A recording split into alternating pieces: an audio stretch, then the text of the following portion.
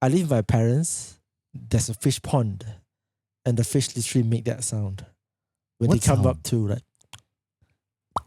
You never heard fish? Oh, you don't have your headphones on. Yeah, So. Oh right. We need more money. That's why. Yeah. So you know fish when they come up for water and or when they're eating their food, sometimes they could make the sound pop, pop, pop.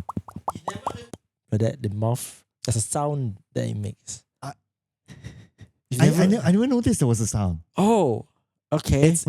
It's famously the fish sound though, right? It's like Yeah. Have you ever had like a fish like tank or anything, and then the environment is complete like silence? Then you can actually hear that sound. Right. Yeah. I clearly have not. Yeah. I probably need to visit your fish pond. Okay. Yeah. What fish do you have? My dad has koi. He loves them. So Is that like for a feng shui thing? I think he just likes fish. So he has a bunch of fish, like Okay. the front of the entrance, that kind of thing. So So nothing to do with like, oh, the feng shui, the fish has to be here. at least I don't think so. Oh. Yeah, he just bought a bunch of fish. Now they are like kind of like breeding among themselves, and then they every now and then a cat comes and yeah, And then like it will eat the fish. and the fish, Yeah, of course. I Oh. mean the cat. because I can No, it imagine- survives. The cat will catch it, and then sometimes you see like half a dead body of a fish. Because in my mind, it's like the fish is in the water. Like Yeah. what the cat like jumps in the water. No, it somehow he can claw it. And Somehow then, it claws it yeah, out. somehow it's like, or either it catches it and then it quickly gets out, or it might be those huge monitor lizards. Oh, okay. Yeah, because that can swim. Right? yeah, because my housing area they have huge drains. Right behind my house is the huge storm drain oh that okay. runs through. But so, but the things that come up, I mean, not that serious. It's mostly once in a while you see a monitor lizard running across the road, and sometimes you come into the fish pond area and then you like food. Hmm. Then it goes in and then it bites, and then it only comes at night. So the next morning you wake up, you see like it's a half dead body of a fish. Oh man. So yeah, then my dad would go and fish it out. You know, Does he feel sad or it's like, oh, it's just I another think so day. because he always will tell the family that it's like he will take a photo, send in the group chat, half dead body of the fish. Yeah, Right. yeah. I hope it doesn't happen that often. No, not that often. Okay. Maybe once every few months. But you know what else that happens often? What? Is meetups. Yeah, Yeah. yeah. And nowadays it's always like, okay, there are different ways to do meetups, right? You have platforms Is this and the all that. segue? And there you go. Right? From dead fish corpses from cats to meetups. To Gotcha. meetups. Sometimes it happens Solid. like this. Yeah, that's what we try to do, right? It's all good, Like, yeah. Gotcha there. Yeah. And of course, apps is one of those things Yeah. that helps people to get into Yeah, meetups. yeah. Apps plus AI now. Abstract. Yeah. And today we have that's- a guest with Yeah. us who's going to tell us more about that. yeah. Yeah, so introducing Mr. Chance. Mr. Chance. Actually, Yeah. what's your full name? Chancellor, yeah. Wow. Yeah. like John Cena. Like Lucina. right. Yeah. Actually, when AI translates my name, it says like Chance Cena, Mick Cena or something like that, like John Cena. It thinks Oh. Oh, by the way, welcome to Podcast Tak Berlesen. Yep, gotta mention the show name as well.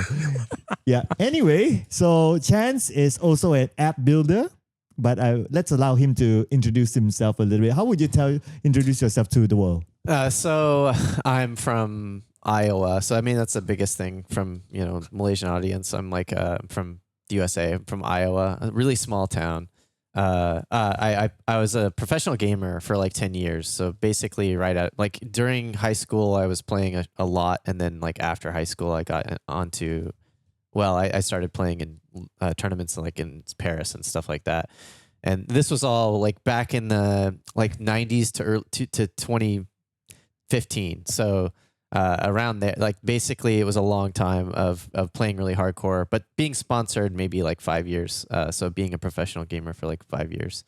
But Which team were you on? Evil Geniuses. Yeah. Goodness. Yeah. Yeah, And so that's important because Yeah. they know that you were serious about it. yeah.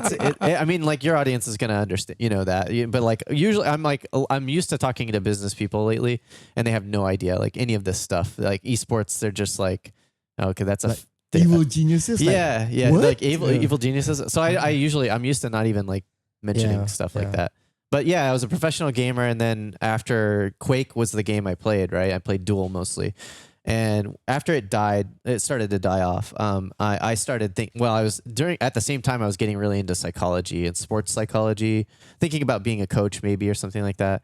Also getting into neuroscience, but then in studying, then I just decided to study, and pursue a career in like either psychology or something, and ended up studying philosophy by the end of it. So I worked in some psychology labs for a while, but then became a master of arts in philosophy. So yeah, that's my general background. And I ended up here because I met my wife in a philosophy club that I co-founded. And Is that philosophy club here? this was in University of Iowa. So yeah, so we met like yeah. I don't know how much autobiographical detail you want, but we met at this philosophy club at a university. She was studying psychology and philosophy also. And from there, it's just like funny, like listening to your voice, and you have to get used to it. But from Don't you get that as like a professional player? Like they give you these kind of headsets? I mean, you're usually not. Yeah, you're not really. I mean, back then you weren't really, especially not while you're playing. You're not like recording your voice, Right. especially as a dueler too. Like if you're playing team, they might be like picking up your mic, sometimes to cut to your team or whatever. But yeah, not usually. So I'm not used to it. Yeah, but yeah, yeah. Yeah. So then I forget where I was going with that. I guess it doesn't matter. Right, but I'm really interested about your professional gaming time. Yeah. Yeah, Okay. 10 years with Quake. Yeah. How did you start it off? The first bug I got was playing Doom on the PC in like 1995 or something like that. When like my friend had a PC, and you had to launch it back like on DOS and stuff like that. So you had to get out of Windows and get into DOS, Oh my gosh, I remember those. and then like put in a bunch of floppy disks or something And like then you that. And press the like the command. sounds, like the whole aesthetic of the whole thing was so strong, and it's like imprinted on my brain. But then you saw like when Doom loaded up, it was like literally just like insane. Like you could not. The jump from like Mario and everything else to Doom was like unbelievable. Like the lighting was like real, and so like I just fell in love with this game. And then I started playing it on PlayStation because I couldn't really afford a PC, and I was like 11, so I was just playing Doom on PlayStation. I'm like, man, I wish you could just like do this like somehow, And then you started to find out about esports, like people are playing tournaments for Doom and stuff like that. And then Quake comes out, and it's like 3D. No, it's no longer just looks 3D. It's actually 3D. You can look up and down and stuff, and it's just mind blowing. So I just got addicted, and yeah, I started playing it like obsessively. And I was also like, never really into sports. Like I just like I'm short and like just not like I'm not gonna like start playing football or something, like not. I mean, in American football, and they didn't have like a soccer league. And so there's a lot. It's just like nothing I was gonna be doing there. So I remember like when back in the day when I got my first PC, I think I was like about 7 or 8. So I was in the UK back then. So we got a first PC, and I think I was playing like there was games like Starfire, and then Cool Spot, but they were all 2D. The only kind of maybe 3D one was Wolfenstein. But that still was not real 3D. Yeah, Then yeah. when Doom came out, I didn't play at that time, but I saw it later on. Then that's really when it was really it was nice. insane. Yeah, but I think like we mentioned like Quake, it was the real deal, and I think like because I started off playing so-called competitive when I was playing COD4, but Quake was the OG. Yeah, Before CS, before all the yeah. like even like the Dotas and all the MOBAs, Quake was like the OG of like esports. Yeah. And it was We were the first adopters. Yeah. And it was like the 1v1s. Those were the really intense. The duel was really the duels. You would see exciting, like people just strafe jumping non-stop. You're not really walking. You're just strafe jumping the whole map, and there were spawn pods and stuff. Yeah, which was like it was just a bug initially, and it was just like they realized that the gameplay just got more exciting if you could like master the skill of strafe jumping and be faster and so it never went away after that. Like it was just such a good bug. Yeah. Wait, do you know what strafe jumping is? I mean, I played CS, so So they have bunny hopping, bunny hopping and strafe CS jumping, too. right? Yeah. Okay. Because I started like really getting more into esports during the CS era. So Quake, I knew Quake that time, but not the esports of it. CS was like it was like we used to compare it to Action Quake or something like that, which was like a realism mod for Quake. It was like similar, and then CS came out and it blew up. Like it was so big, and that's when we were like, oh, this is awesome. Like there's like more games getting really big, and then the other big one that was like around the same time was StarCraft. Right. And StarCraft is like the single. That's the one game I respect more than any other game like ever made. Oh. Yeah. Like it's such a sick game. Like, but yeah. So Is why? it the difficulty level? Yeah. You know this. Yeah. But, so you're like, oh. I okay. mean, because like, okay, so I've tried, like, I haven't played competitive StarCraft, but I have friends that really went into it. And then my younger brother actually went really going into how to do all the different like counters and stuff like that, and even the buildings, the like when he was playing Zerg, was like 1 drone, 4 drone, 5 drone, 6 drone strat. It was insane. So I kind of followed him down that rabbit hole, and I'm like, yeah, this is really deep and intense. But like Quake, on the other hand, sure, there might not be so much macro, but the amount of micro that and the amount of timing that you need to remember, I would say like it's quite similar. So I'm curious why you say you respect that, you know? Oh yeah. Yeah. No, I like, StarCraft, it's all about resource management. And I think Day 9 put it really well. If you know, he's like a esports guy. He said something like, it's like the ultimate commander fantasy where you kind of have to do everything. In the original StarCraft 2, they automate some of the stuff, but in StarCraft 1, you have to move every single probe to like every single mining thing, and then keep them, make sure they're staying on task and all this stuff. And it's like, so it's just like this huge, resource constraint of your attention and your memory, plus the resources on the map, and then all the fog of war and all the action going on there. It's just insane. Like in terms of skill, like just to play it takes so much skill. It's crazy. Yeah, I actually agree as well. I think that even if compared to like Dota, right, I will put like StarCraft on top of Dota. Definitely. It's like Dota's really awesome, and I love all of these games, but like they're just, there's some games that are just like for aliens, like they're just they're for like talented people, and that's always how I saw StarCraft for sure. And then Counter-Strike, the thing is, like, there was a rivalry between Counter-Strike and Quake because Counter-Strike started stealing the thunder from Quake, and we could see that like the tournaments were getting less and less, and the Counter-Strike ones were blowing up. And so, and I'm sitting there like thinking like this is just like a really slow like Quake with less options and stuff, and like you're not really, there's not much to think about, and then you got the random headshot spray stuff going on, right? And so I never got into Counter-Strike like I did. I played it a lot, but I never got like really excited about it, like enough to like maybe think about switching to play that, in tournaments and stuff. But I have a feeling that what brought on the whole I would say fandom and craze was because at Quake it was still very much 1v1.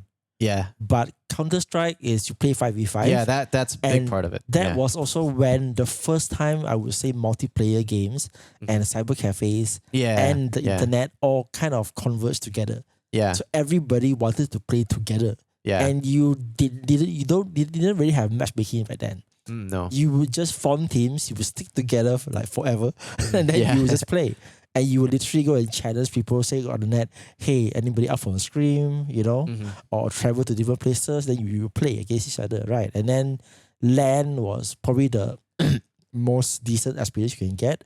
they were like virtual servers, but it was like kind of like there was like latency and stuff like that, right? Yeah, But yeah. I think it's because like you had to sit together as a team. It was that multiplayer, that whole thing, aspect that it brought in. Yeah, I mean, you had the team play and like capture the flag and stuff in Quake, Yeah, but there was something about Counter-Strike that like it like Quake players and the designers of Quake too were just like baffled like why this was doing so much better, because it was like simpler. It was, but it's more relatable. It's like a realistic shooter. It's also like the kill rate is faster, so you don't have to like hit them 5 times with a direct rocket or whatever to kill them. and there's, so it's just the tactics are like simpler, but it's the simplicity that's the draw in a way. And it's like, and then it's, the focus is more on the teamwork, arguably, once you strip away some of the combat and like the resource management. Yeah. And you're still managing resources, but more in a like a, you're just buying stuff after each round to like upgrade. And I heard there's a new mod for Overwatch that's doing something similar. That's apparently pretty good. But yeah, I haven't heard about that actually. Yeah. What does it do? It's something like round based. I mean, they have round based already, but like you can actually buy gear as you after each, as you go along, and then you can upgrade down different tech trees with your character and stuff. And that sounds like, I mean, that sounds really fun to me because that's interesting. Yeah. That kind of puts the whole CS into Overwatch. Yeah, it does. Yeah. Right. But I mean, there's so many, like that's the thing is, as a gamer, when you grow up playing games, and like all your friends are gamers too. Yeah. And so you're constantly comparing notes on different games. So like, and everyone's playing everything and trying different stuff. And like, you get a really strong sense of like what's fun and what isn't, and like what the community's like and stuff. And I don't know, like that's part of the fun is just thinking. Like at this point, I'm old enough. I don't play a lot of games, but I like to think about what would make a fun game. I like to talk to my friends about different properties. Like they play games, I play different games, and then we just compare. And like that's like half the fun at this point. Like it's the social connection and just talking about like comparing notes on different games. I don't know. I just dragged that into a random place there. No, it's all good. It's all good. I think like I can appreciate when you say the difference because like, I think from a lot of game developers, they kind of talk about kind of like genres, even developing for it, right? So I think one thing you mentioned was the realism part, and this is going to bring back the whole another rivalry, which is League of Legends versus Dota 2. Oh. So I was the league guy. I'm gonna go And there then now. he's a Dota guy. My cousin's right? a Dota guy, hates League. He kept trying it and then just getting so mad and then going back to Our Dota. producer is a league guy. Yeah. So but I think they kind of started off at the similar places. League was very like more cartoonish. Dota was a lot more realism. Yeah. Kind of just the way that the effects and the build was, Yeah. So then like what do you think about that? He's a Dota guy. Well, I've always thought that, and we're talking about graphics wise, I always thought that Dota has the better graphics. But when I speak to every other League people, they always say that League has the better graphics. But how? Yeah, there you go, right? But how can you not say Dota has better graphics? It's 3D, you have like the high ground, low ground thing.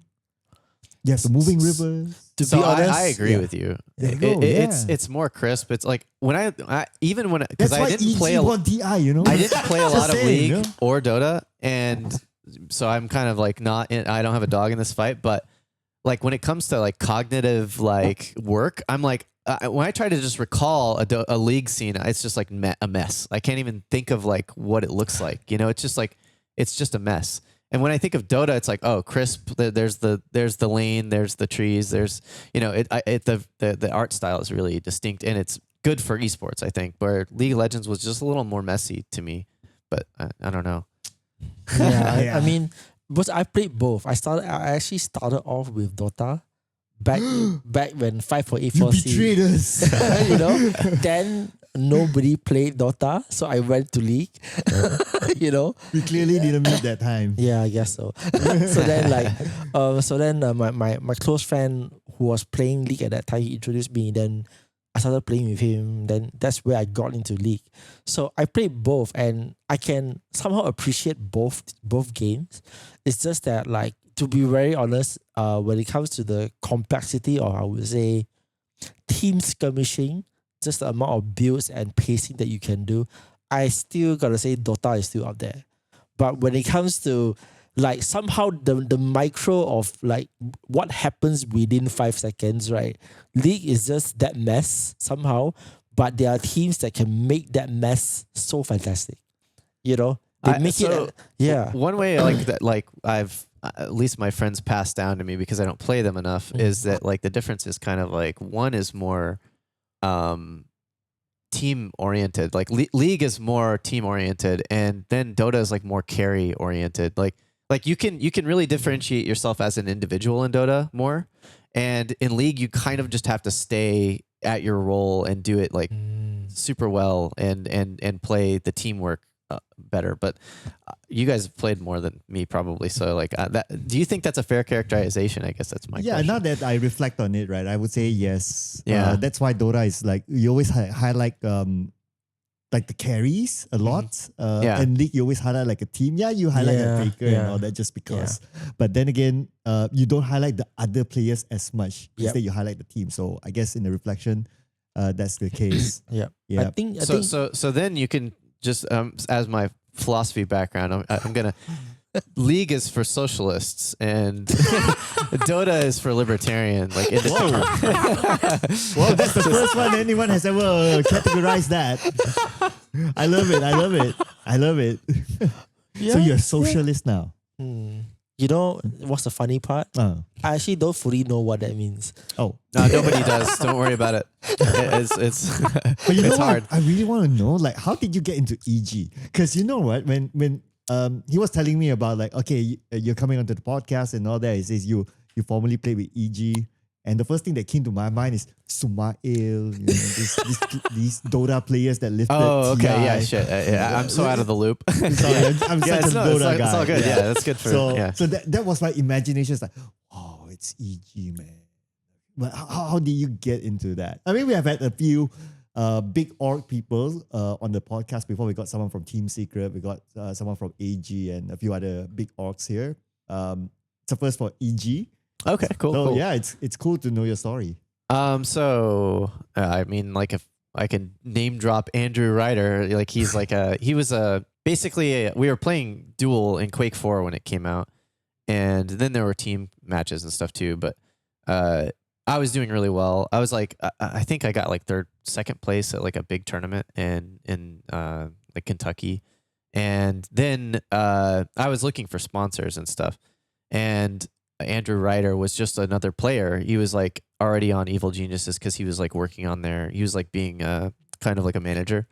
And he approached me and a friend of mine about joining Evil Geniuses at the same tournament. So like after that tournament, we like looked at the contract together and we both signed like at the thing, and then that was it. Yeah, it was. That's like, the whole hey, story. I like your play. You know, come sign. Yeah, with us. it was. You know, you're playing for a long time, and like you're already well known in the community and stuff if you're doing well and stuff, and so it's just like. Yeah, they were looking for talent in Quake 4 because it was a newer game at the time. And I had transitioned from Quake 3 to play Quake 4. And they're just kind of buying up talent. You know, that's the way they look at it. And that's how I started, yeah, as a professional. Did you not get any offers from other teams considering that you were doing well? There were a few other teams, yeah, that like, but this was like Evil Geniuses, and they were already kind of ahead in terms of like prestige and everything. And I was just like more confident that they could continue to deliver. And yeah, and the contract was good and stuff. So yeah. Wait, I'm curious because like back in those days, there was more than Evil Geniuses, right? Yeah. But they were like, to be clear, this was like 2007, I think. Yeah. Okay. That was. Yeah. So then there were more teams back then, like they were already like a Fnatic was there and so on. But were they, because Fnatic is more of a like Sweden, that kind of Nordic belt country, complexity, right? And, so yeah. So like back when I was still playing like COD4, right? I also know that the best place to recruit is you go LANs, go to tournaments. You find your players there because that's where else do you find them? Like, it's not like nowadays where you can just, let's see the leaderboard, watch your MMR Or and so on, social right? media. Yeah, Oh, social this guy media. has good highlights. Yeah. You go to the tournaments, watch them play and perform there, and then you see whether it's not just like how good they are online, but on LAN. That's really important. You have that there. Yeah, So- LAN experience is huge. So then I'm It's a whole curious, like, was Fnatic even active in like your scene where you were? Yeah, they were one of the big teams, and I can't remember. I know there were players in Quake 4 for Fnatic, but they're all European, I think. So like Evil Genius ended up being the number one team in like the Americas, basically, around that time. Right. And they had like nothing in Counter-Strike. Yeah. And it's funny because we looked similar, and people would like confuse us, like, but yeah, and my original alias was going to be nothing. It was nothing initially, and then I switched it to Chance, which is like just crazy. But His nothing is with a with an O, zero, right? yeah, N0 with a zero, yeah. You could do a N-O. Yeah, with a We're one different. ing, yeah. But yeah, like it was, I forgot your question. So I guess EG was like the more or less the only like serious org that you would consider back then. Yeah. Okay. Well, yeah, that was the only team that approached me that like I thought was like worth it and serious. Yeah, it was still like it was early, and especially in Quake 4, which like Quake 3 was already kind of on its way down. So like you're not like expecting much from sponsors, and then Quake 4 is getting started, and so teams are like being like, oh, we should hire some people to be or onboard some new team members, and so you're not expecting much, and so like Evil Genius is coming along is like a big deal, you're just like, oh shit, yeah, Right. What was your reaction? it was just awesome, like Because the way you said it was like, oh, they just came and decided my contract. Yeah, it was really like it was really casual, and it was like, but it was also like, yeah, I don't know, like it. Yeah, it was. I don't know. I'm like not the. I don't get hyped, I guess. Like, I was really, because before that, it's like you're basically like you're saving up money to take yourself to the next tournament and shit. Like, and it's like.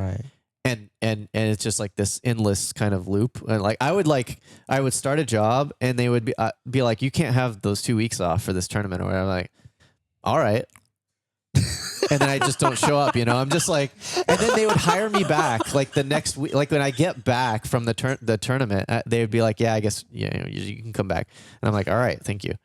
But yeah, it was a grind. And so getting on a team to have like a stable salary and stuff was pretty huge, But yeah, so it was awesome. Yeah. Right. So you had your philosophy part. I'm more of a social science guy, so I'm interested to find out like so when you signed for EG, that you were in your early 20s that time. 2007, right? Mm-hmm. What was the perception of somebody signing for an esports organization and trying to make it as a career, especially back in the day? Yeah, I mean everything I do, people are like, "What the hell are you doing?" So, so like, didn't you get the nose? Literally, like everything I do is like, why is he doing this? No, my parents are super supportive. So like, I always had like my parents in my corner, basically, and then like my friends are just like confused, but they also get it, They're like, because I'm like the one guy who was like hyper competitive out of the group that just went on to be a pro player, but everyone else was still playing like 40 hours a week, like it's everybody did, like that was like the thing. But so they didn't really understand why I went so hard, maybe, but so it was you're just used to being like a freak, like at a certain point, and you don't care because, and I guess that's like to something I was going to add to the EG question is like, you're not super hyped because you're still just thinking about the next tournament. Okay, what did I do wrong? Like it's just an obsession. Like at a certain point, you're just like laser focused on competing. Like, and so, yeah, it's nice to have that extra cash boost so you don't have to worry about rent so much and stuff like that. But, and you're still just like, okay, now I have to deliver to keep this contract going. I want to like live up to this position and stuff. So I'm curious, do you know any younger esports players, like the ones that are right now they are competing? Let me think. Personally, Not really. No. Yeah, everyone's pretty old. Like the youngest is still like in their 30s, like that I know, and I'm mostly like it's just the Quake community now. Like, yeah, Okay. yeah. Yeah, why I ask, because it's like I think like your level of, I would say, commitment to just go and grind and then perform right. I think in certain countries, among like the more younger, newer age competitive players or pro players, it's a bit hard to find, right? You mean like even Yeah. right now, right? Yeah. Because I think the perception has changed a lot for younger players nowadays. Is that the moment they want to kickstart their career, they expect big buck contracts, that sort of thing. Like even back in the day when we first started, I believe maybe it's the same for your case. Is that your story? The prize pool was a mouse. Yeah. Like a gaming Yeah, mouse. yeah. right? I want a bunch of joysticks. It's like, what am I gonna do with this? Exactly. Exactly. And it's not about like you really want that joystick or you really want that mouse. Yeah. You just want to like, Yeah, I just want to I wanna play. win. Yeah, exactly. I want to show them they're the best. Yep. Yeah. Yep. Yeah, but for the most part, from what we hear from newer generations, maybe because they're also like clouded by a lot of stories of like, Faker earns millions and stuff like that, right? So they think like, okay, maybe if I start off like, if I don't earn the millions, I earn the thousands. Mm-hmm. Yeah, but that's not the case. You It just earn kind of nothing. is a jump, isn't it? Yeah. Yeah. Yeah, that's not good though. That's not not a healthy environment. You need like a pyramid, and then like the base like should be like amateur level, but they're still making a little bit, like something like 50 ringgit a month or something like that, and then all the way up to this 100 million or whatever the hell these players are making now. I don't even know. Yeah, yeah. That's how you build a real. But the tendency is like, I don't know. The just like the labor market and the way finance works and everything. I think just the tendency is to just be really top heavy with everything lately. And so like esports has gotten this really shitty like economy effectively, where like if you took esports back like 50 years maybe, it would have been a lot more like of a pyramid, like of like people are earning more even at lower levels and stuff like that. But just everything about the economy today is like very top heavy, and so they must just I don't know. It sounds like they just cross a threshold from like poor living in their mom's basement to like like Yeah, to like superstar. Yeah. like insane, like yeah. And that's not a healthy kind of structure, but yeah. So was that for you? Was that your turning point to kind of decide to like, okay, now I need to pursue something else? Was it like that for you? Like to quit esports. Like Quake is dying down. professionally. Oh then, yeah, it was dying. yeah. Yeah, it was like, yeah, I was interviewed I had this friend who was like, I'm retiring, this big announcement. Right. And I'm like, what's the point of like retiring, and I never really retired. I just kind of faded away. Right.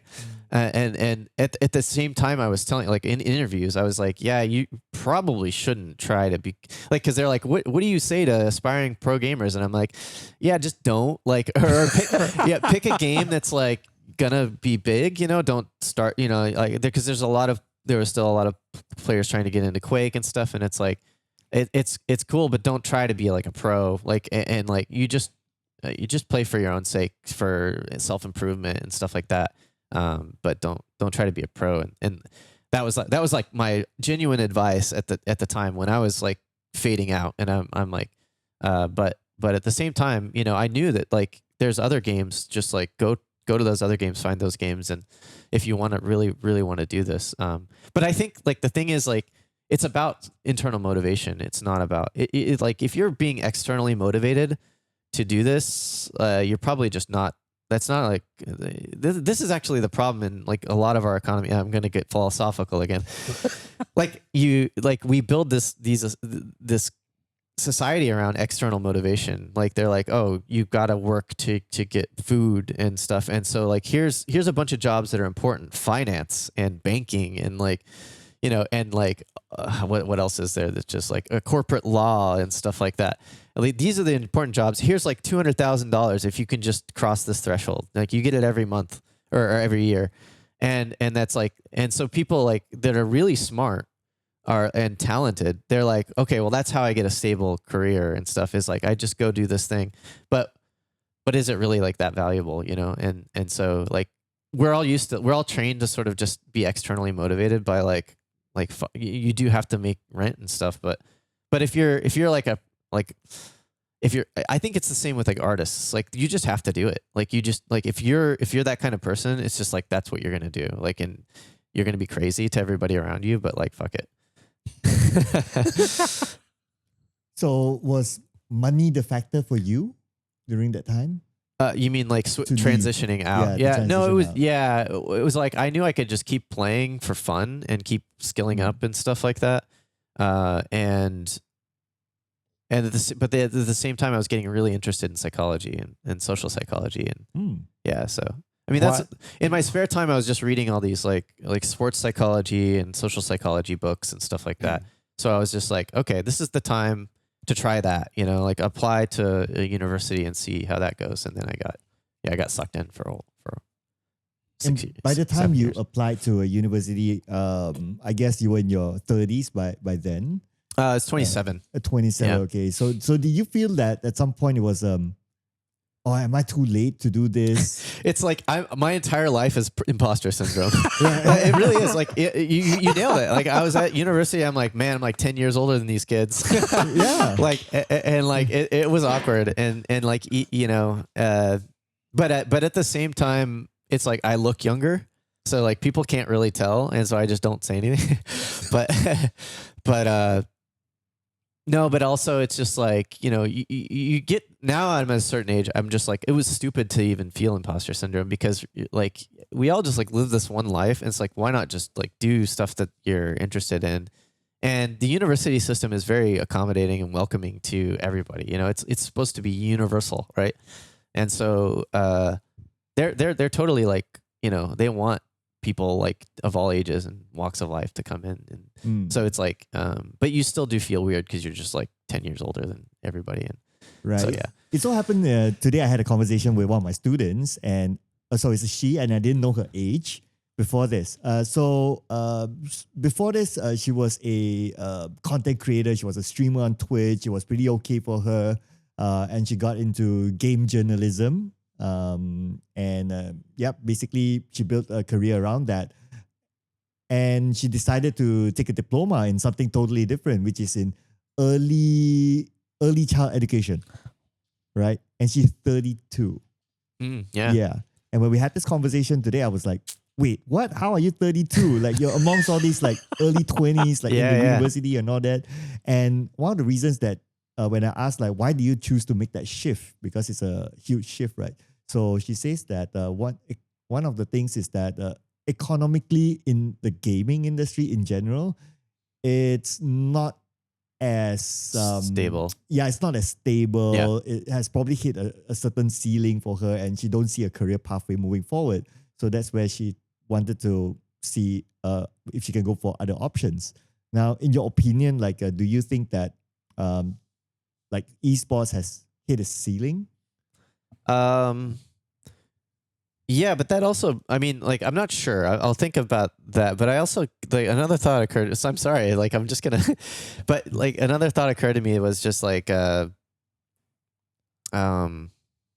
I've lost that too. So, has gaming, I said, okay, or hit is a the ceiling. threshold too low that people pivot very quickly? No, I think there's just like a lot. It's just too top heavy. There's not there's too much diversity of games, and so the attention is really spread out. And so we're just going through all these transitions and changes that like, it's really hard to figure out how to deal with. And like I know some of the people who run like ESL and stuff, like Esports League. I don't know if that's even a big league anymore. I have no idea. But like, there's a lot of challenges, like getting sponsors, like, because again, they're raising money from like older generations and older like kind of tech or companies and stuff, and like and Intel and things like that. That's how like they fund themselves, and then they're trying to build a market or a community that will pay into like viewership as a viewership, and it's just like, and there's just so much attention drift all over the place that it's hard to continue. Like, I mean, the Overwatch League is like a really good example of a spectacular failure of like they had all the right intentions and then they just did few things wrong and it's like over. You know, it's like but like they really tried and so did the StarCraft League and so did like the Quake Champions was the newest one. That ran for a while, but like, you know, just couldn't build the audience. So I don't know how these like new games are doing, you know, like MOBA, like they're doing like MOBA tournaments on your phone and stuff. And like that to me is like crazy and like surprising, you know, but, so I think it's just like, there's so much diversity of like, you know, topic, like games that people can play. And they're just like, it's hard to get like a dedicated user base. It's like super excited about the next tournament or whatever. Yeah. I think I definitely can relate because my main thing in esports is I do marketing, and everybody comes in with these pitch decks that say that there's like billions of viewers. True, that's a true number, but they are, like you said, they're split across how many different titles, right? Yeah. And then different titles, different regions have different kinds of viewership. Yeah. Right. So you can't really capture the entire thing in one game or even like one language. Yeah. So like it's very fragmented, and then definitely it leads up to like what you mentioned, and then like with all the older games, they've been trying to make this comeback through these new tournaments, new branding, and so on, but it doesn't really hit because it's a very nostalgia market. So the people who have played them, they want to see the old guys come back in and play. Sure, they'll be excited for it, you know, see the game with new faces. But that's the only audience you're going to hit. Like everybody now is like a transition to, in Southeast Asia at least, everyone's playing Mobile Legends, PUBG Mobile, Honor of Kings, and so on. These are all like MOBAs, and trust me, it took me a while to get used to it also because like I play PC. Yeah. Then like the moment when the home market shifted, I'm like, okay, it is a new age. It is totally different now. So Yeah. Yeah, it's kind of crazy. Yeah, I can see you still trying to digest like the shift from PC to mobile. Well, it's like also, you know, like my nephew is, you know, he's like 20, and I got him a PC because I was like, oh, you can play like esports and stuff. But that now esports are like on your phone and stuff, and like I didn't expect the fall off of like now console games. You know, console games were kind of big esports for a while too. But I didn't expect the fall off from PC. I thought the inevitability was that PC would just dominate everything and eventually be like VR, and like everybody's just playing VR esports and stuff. But it's just such a different trajectory than we anticipated. And I think part of it is because of the rising cost of consumer goods like PCs and stuff. Like people are just kind of stuck. Like, I mean, first of all, they're like grinding away, just surviving economically. And then, so like their only chance to play anything is like on their phone, like in the bathroom. and so it's just like, you know, what I imagined, like as a millennial, you grow up thinking, okay, things are just going to keep getting better because the economy is getting stronger, and more technology is getting invented, and so things just get better and better. We definitely hit a wall like really hard in like the 2010s. I think everything. The cost of everything rose, and then people had to choose between PC or phone or console. And then they just went to mobile phones are a necessity. So I have to choose mobile phones. And phones back then, maybe you could get for like 50, 100 ringgit. Now it is few thousands. So phones it is, you know? So when you came to like Southeast Asia, and you saw how the gaming scene here was, we are a mobile first region. Like, did it surprise you? Yeah, I puked in my mouth a little bit. No.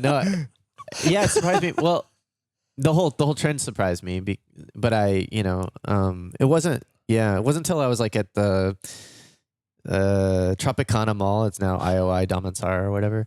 That there was a Mobile Legends like tournament or something. And I was like, Right. they're not. I was like looking on the screen. I'm like, it looks like some kind of. I'm like, what is this MOBA that I've never even seen before?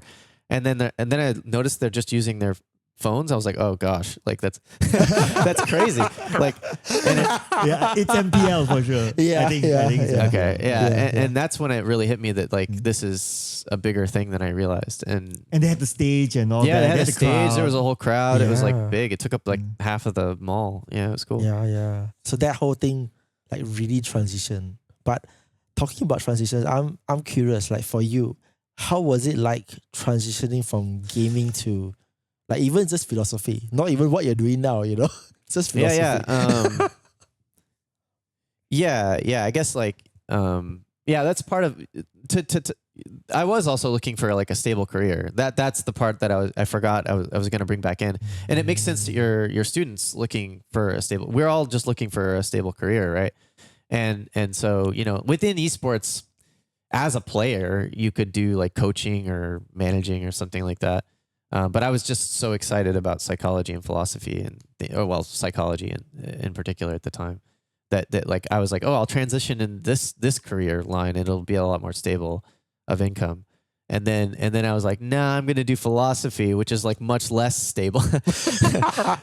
Because you could see I could see myself doing like psychotherapy and becoming a clinical psychologist or something like that. Or even helping out teams, right? Yeah, or coaching teams, and that would be a lot more of a stable choice. But then I'm just like, no, I'll do the thing that like is insane and difficult, which is I'll study philosophy now and like You are the artist.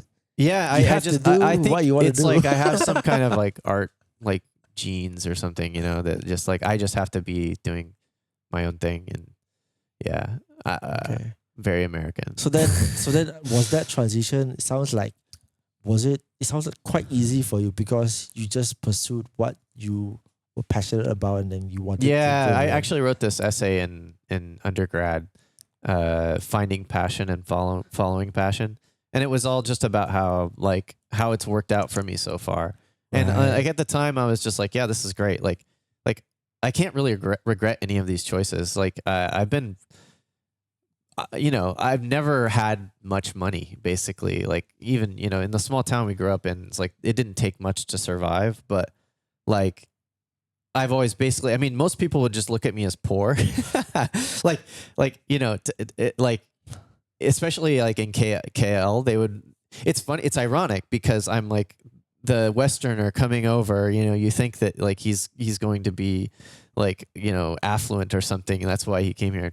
No. No, it's like I've always been kind of like skating by, and then just being comfortable with that, learning to be comfortable with that, and then just keep following things that I'm passionate about. Yeah. I guess why we're curious about this question as well is because we see a lot of people who are involved in esports struggle to actually make the transition out. And one of the reasons is because for the most part their life has been stuck in esports, so their entire world is just esports. I don't want to I don't think there's a healthy response to this except for being kind of upset with the political and economic world and like the world that we were left sort of as younger kids and stuff. Like I'm as a philosophy major, I'm getting more and more. I think it's just inescapable at this point. In America, it's like you have to be paying attention to politics. And why are things just getting worse in so many dimensions? Like it shouldn't be happening. Basically, there's no reason for it. It's unforced errors. So I think the first thing you should do is just like take a deep breath, realize a lot of people are in your situation, and realize that this is like just a generational problem, like across the board. It's not just esports players, and then sort of like try to find a group of and create solidarity like with the group. So you just like I still have my friends from high school, like because we were all so close and we played games together for like 10 years, you know. And I still stay in contact with a lot of Quake players that I used to play with and stuff. And and then we're like 40, and we're talking about politics and shit, and well, how do you actually, what are the solutions? How do you fix these things? You know, like ranked choice voting, maybe like economic policies, like better tax codes or something like that. Yeah, so I think you should just take your skill set and your drive. I'm like cramping up on my foot, and transition it. And then I want like one of the messages I want to share with the world just in general. So thank you for letting me be here and have a soapbox. Is that professional gamers are the greatest competitors in the history of competition. Like, it's just unequivocal. Like, there's no generation of players or competitors in human history that could just constantly like play 10 hours a day in something against people at their caliber, and just with people, like with thousands of different people. Not like, you're not even just playing like the same 5 people, you're playing thousands of different people. So like you add all these things together, and it's like, when somebody was a professional gamer or even like a mid-tier gamer, and then they're being compared to like a PhD or whatever, like in the job market, it's like, fuck the PhD.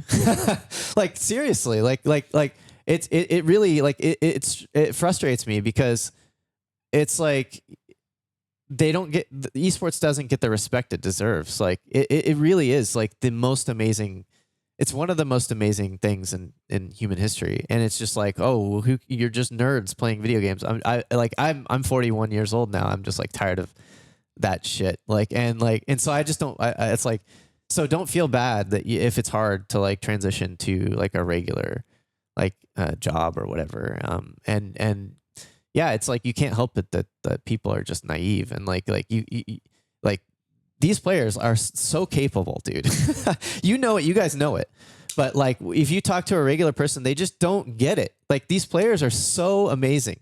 They're like the most amazing people on the planet in a lot of ways. Like, so you just got to give them an opportunity. Just give them work. Give them things to do. They'll blow you away, or they'll just like find everything that's wrong with you and like and leave, you know. Like it's yeah. So I don't know, we just need to have gamer solidarity, and we need to support each other. I think that's all we can do right now. We're in a shitty situation, but yeah, I guess what doesn't help the situation is that the question of what sort of transferable skills do they have to whatever job that they might be going for. From what we see with like a lot of newer gamers, even sometimes just communication is a problem. Communication is a problem. Like just talking to someone you don't know. Yeah, yeah, that's a problem, and that's somewhat of a generational thing too. I think, because like I think my generation of players. How old are you actually? We're the same. Same. We're 40 as well. Yeah. Like we're better at communicating, because you'd go to LAN parties and like you just hang out in person all the time. Like that was it. Like cyber cafes and stuff. But now they're just like shut-ins on their phone playing these games, and the communication they do is like team communication. So I mean, so just like leverage. Communication is, it's like you're working towards a common goal with the other person. Figure out what their goal is, and just try to, break it down like you do like something in a game. Like, break down, how do you work at this task together? How do you benefit, create value? And so there's just I'm sure it's really, I want to know more about your curriculum and stuff like that. I'm sure there's a lot of interesting stuff in there. I could really see that providing a ton of value too. But yeah, I forgot the other point, but it'll probably come up. Yeah. I guess how I see it is that, because I also do I also have an HR background, and whether it's gamers or not, the core problem with a lot of people when they look for work is that they are not ready with enough transferable skills. Now, then, if I zoom in onto specifically on the esports, especially if you're a player, what are your skills? You're good at playing the game. Yeah. You can communicate, but your communication is like what you said, it's in-game sort of communication. It's not like public speaking, maybe not as much. So then what are your transferable skills to do something of a similar level of professionalism somewhere else? Yeah. It becomes difficult. Yeah. That's the bigger point. Yeah. And I think there it's just like you have to do personal work and figure out, what does the world need, and then what can I develop in myself, Yeah. where I can use that passion and the obsession that I had in gaming that in some unique way, or at least just in some marketable way to the world. And I'm very anti like thinking in terms of external rewards and stuff, like just like what does the market tell me I need to do or whatever. Like that's really frustrating to me. And I've been really lucky to be able to avoid that a lot, and not everybody is that lucky. So I can't speak to that entirely, but just know that like, there are a lot of problems that the world's facing, and you are useful as a gamer. Like you have the drive and the intellect and the and the ability to break problems down to succeed in like pretty much anything. So it's just like, even if your situation is pretty dire and difficult, just keep going, and like put on some good music or something. Yeah, but I do agree with the part, especially at that level of playing, that you're very good at breaking down problems and trying to solve it. I guess just taking that cognitive value, and then you add in onto like the understanding of the technical aspect of something that you want to go for. For example, if you want to go for building a mobile app, we're going to get to that later. Like building a mobile app, like you have to also like you face issues, like there's bugs, like you need to try and break it down. So you just add on the technical element, but adding on to the way you have trained yourself to problem solve, it will actually bring a lot of value, and it scales probably faster than people who don't play games.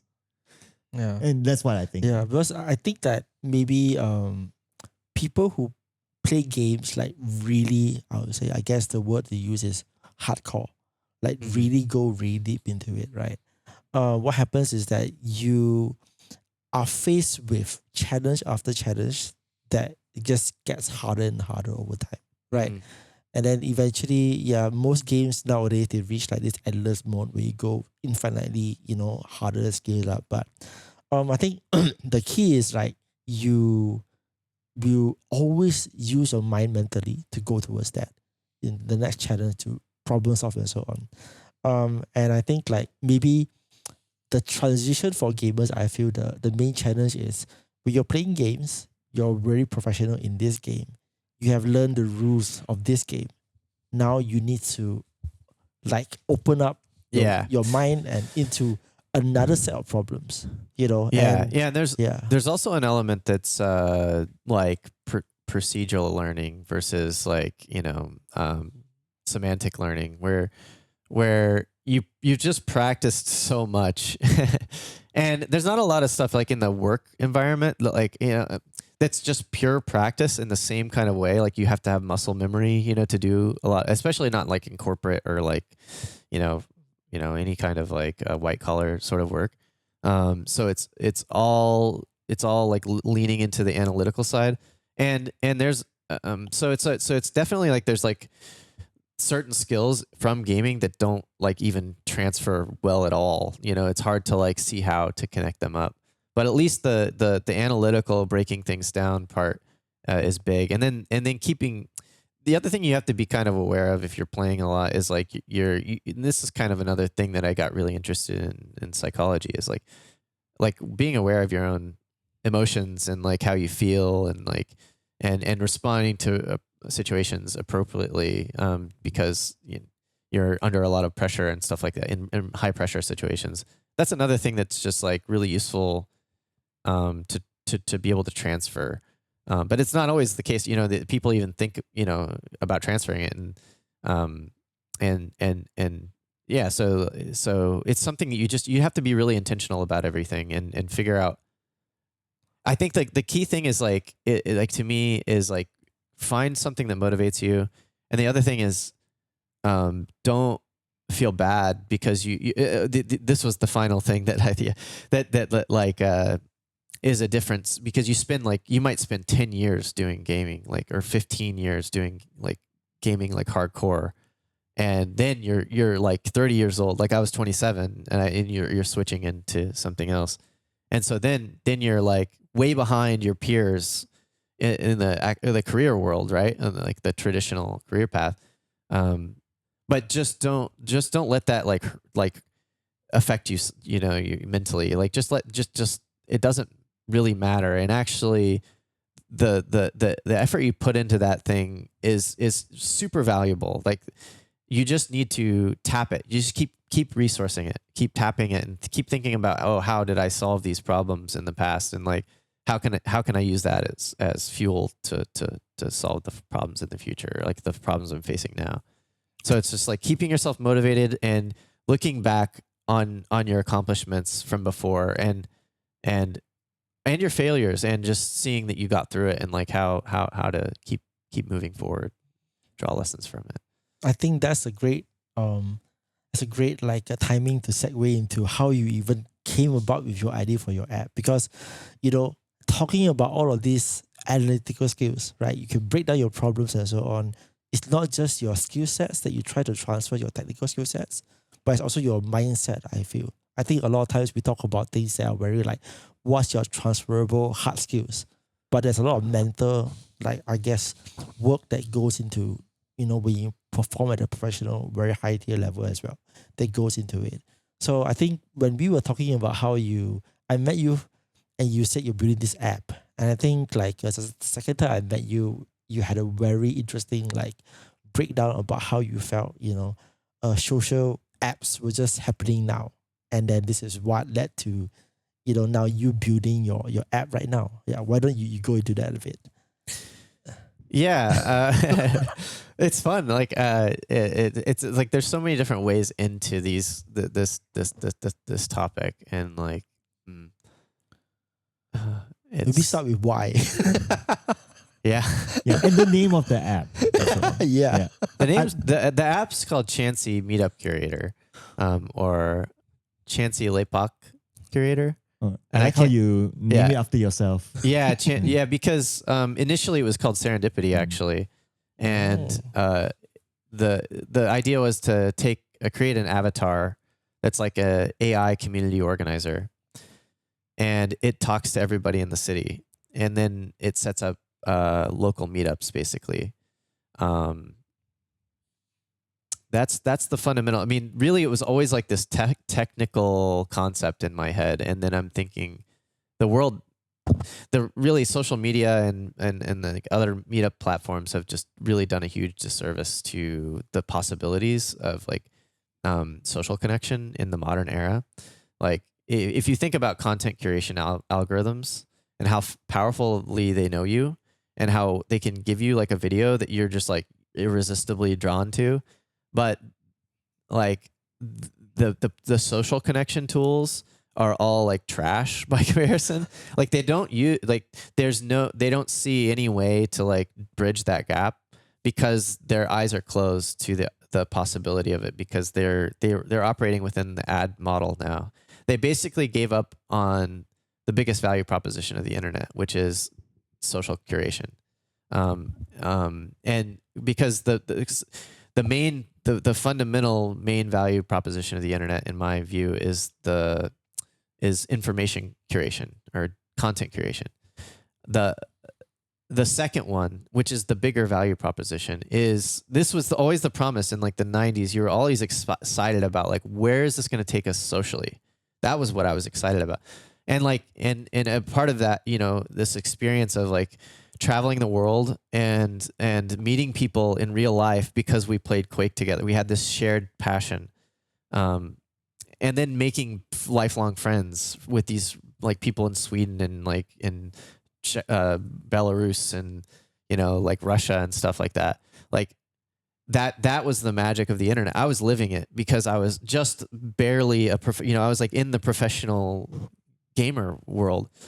And then I saw this just like the internet, like just pivot completely away from social connection to now we're just going to deliver you. You're just a data farm, and you're not even a customer anymore. The customers are advertisement companies and marketing agencies, and that's the entire purpose of like these social media and social networks now. So I just saw this like massive like gulf between like what it could be, you know, and what it is right now, what it is here. Like what it could be is like so much more exciting. I mean, the power of these curation algorithms, the power of scheduling, like automated scheduling, the power of like AI to be able to just talk to everybody and figure out what they want to do, what they're interested in. You weave that stuff together and you've got like a completely transformative technology. Like it's just waiting to be created. And like, this is like 4 years of me like thinking about this is before AI. I was putting together like, okay, can you take like these algorithms that called the Levenstein distance to semantically sort of match topics together. And then maybe you could, you know, but then AI came out and I'm just like, holy shit, this is like solves the problem. You know, like you can just list a couple interests and then like a few other, anybody else who has similar interests, it can match them together based on vector calculations and stuff like that. So I'm sitting, yeah. So it's like this is like 4 years ago and I'm like, I just finished grad school. So I'm naturally like broke. And my wife and I, you know, are just like, what do we do next? And so we're just like taking random jobs. We worked at a diabetes clinic for a while and stuff like that. And then her dad got sick. So we just decided to come here. We're just like, we'll be here for a while. And then I'm like, wow, this is like a really nice place to have a runway. Like it's inexpensive to live in Malaysia. And I can burn money much slower, you know, like a much lower rate. And I can just focus on like building this app. That was like 3 years ago. And then but I still nonetheless had to get a job and work at an international school and stuff like that. So that's what I did for the first couple of years. And then it eventually raised enough money to build the app. And so for the last year, I quit the international school and went full time on the app. And we released it in like October. So that's the whole backstory there. That's Chancey backstory. Do you not think that it's a risk that you had a good job at this international school, but then you decided to go full on entrepreneur mode now? Yeah. It's definitely a risk, but like I could imagine continuing to work there, and maybe this is a mistake. So I don't know. You know, definitely don't take this as general advice, like for sure. But I couldn't see myself like I would be at work and I'm just obsessive. Like I'm just like okay, I gotta go teach these kids this stuff, and then right for the 5 minutes between the next class, I'm like, okay, but what about this other thing that, you know, I got to contact this other guy, you know? And so like, I was just not going to be able to focus on it, especially after I got funding. And I'm like, so I have to figure out how to build this thing and like what exactly it's going to look like. And I'm like, I just need time. So yeah. And it was also costing more to live over in Cheras. And we can live at my wife's place for free, like her family house for free. So it's just like we were spending like a lot of our money anyway, just to be able to work. And so we just decided to come back to her house. But being a non-technical person, right? Like your background's philosophy and / gaming. Yeah. How did you know how to kickstart building an app? Yeah. I mean, I don't know. Do you have partners or some tech people that yeah, so I got a fractional CTO. So that was like the first big break I kind of had was this fractional CTO came in. Sorry, what's a fractional CTO? Sorry, yeah. It's a chief technology organizer, officer. Officer, but yeah. How does it be? Fractional means like they just take a percent, like a small amount of your company, and then you like. Then they help you. Like in my case, he helps hire people. So he doesn't do any hands-on work himself. He basically just passes that all to me, and then he has a product manager that he hires, and then a few other coders and stuff. So it's like it's an arrangement that works pretty well if you're not technical, and they believe in your vision, and they have the technical skills, but they don't. They've got a bunch of other plates spinning and stuff like that. So. Oh, but when you said that hire, that means you're paying all these people to help you build the app. So it's expensive, but not too expensive relative to like American, like again, the spending power here is like great. So like we hire out of Southeast Asia, and it's just like, to get a few like part-time coders to like come in and do stuff, but they're aligned because the fractional CTO has a stake in the company. It just works out pretty well. So I'm curious, like, how did you go through that process of convincing somebody to become your fractional CTO? Because like, I think you sound like a very visionary person, right? So every visionary will have 99.9% of the rest of the world saying that your idea is crazy, right? Yeah. So like, how did you like go about and? Well, 99.99, right? So you just talk to 1,000 people, like that. That's literally like I like that. Yeah, I mean, there's a lot of like entrepreneur groups and meetup groups that are really supportive. Like everywhere I've been so far. Like I started out like pitching this in Iowa when I was working at the diabetes clinic and stuff. And everyone's like, crypto. And I'm like, just guys, like, stop it. Like, my gosh, like let's fix like matchmaking, make it like interesting. And like, I think the biggest technology revolution like that's coming is like a really powerful matchmaking engine. But nobody's talking about it. Right. So I'm like trying to persuade everybody that this is the future, and they're all like crypto and Bitcoin and stuff. And so, but everyone's really supportive. And then you're joining these incubators and stuff like that are free through the state and stuff like that. And you're making all these contacts and meeting potential investors. And so eventually, basically, I caught a break, like through one of my mentors from Iowa knew a guy in Malaysia who knew a guy in Singapore who knew the wife of this other guy who was ended up being the fractional CTO. And then he's in Singapore. He's still in Singapore, but he's French, but he's in Singapore, and we sat down for like 6 hours and just talked about wow. And so he just gave me a lot of time and a lot of like space to explain everything. And he, since he has a tech background, I guess like it worked. I persuaded him. But then like, I guess it more than worked, because 6 hours, I don't think any sane person would take that amount of time if they're not interested, Yeah. We just kept going. And well, it was like a far ranging conversation from like everything, like esports philosophy.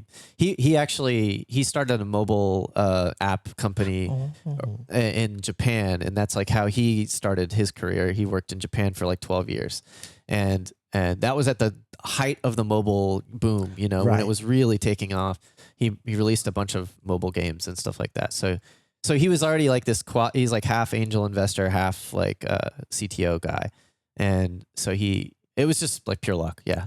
I mean, it is just numbers, like in a way. It's like pure luck, and I think you just have to meet. It's all about making the right connections and meeting people who have like a similar vision and understand. Like you said, you hit 1,000 people, you get the 0.01, and then you meet somebody who is a friend of a friend of a wife of a friend. Yeah, exactly. So But have you ever thought that like in that meeting, like you tell him the idea, you give him whatever that he needs to do, you visualize for him and all that. What if he ends up taking that idea and just doing it on his own? Oh yeah, I was really scared of that a lot. Yeah. Like I actually tried to, like initially I was like, maybe I should draft an NDA and like, but then like the norm in the startup community is like that nobody does that, and like nobody will even talk to you if you try to do that, which I think is actually stupid, because you could easily get robbed. But usually the thing is like Zuckerberg was puzzled by this too. He created Facebook, or he was creating Facebook. And as soon as it started to blow up, he was like, man, Google's just going to come along and steal this shit. and so I need like all this money to like really advertise it and stuff. But he was actually wrong, and this is often the case. Is like they have their lane, and they're just like they're so afraid. Like corporations like are so they get really conservative, and they have this huge teams. And it's like there's competitors in my space right now that I can see them kind of already bogging down because they're too big, and they're not able to like switch because they have this entire staff that depends on them. That's like international at this point, and they're still like a pretty small company, maybe only 150 people, but like they have their lane, and like they're like to really pivot to something else is going to be a big risk, and like it's going to be or it did take a lot of like creativity, and like sometimes the founders just at that point don't have it, like the companies just don't have it anymore, because usually it's like, you know, the visionaries are like early in the company, and then they kind of just leave. they exit a lot of the time. They exit, and then they put like a normal kind of business person in charge of daily operations because they're more skilled at that kind of thing. The visionary is usually just like a visionary. But yeah. So talking about that, right? You say that there are other people that do similar to apps to you. So what makes you different from all of them, right? Yeah, I mean, so the closest thing is really this Dinner with Strangers app. It's called Time Left. If you That's the one that we were talking about. That's the one that, yeah.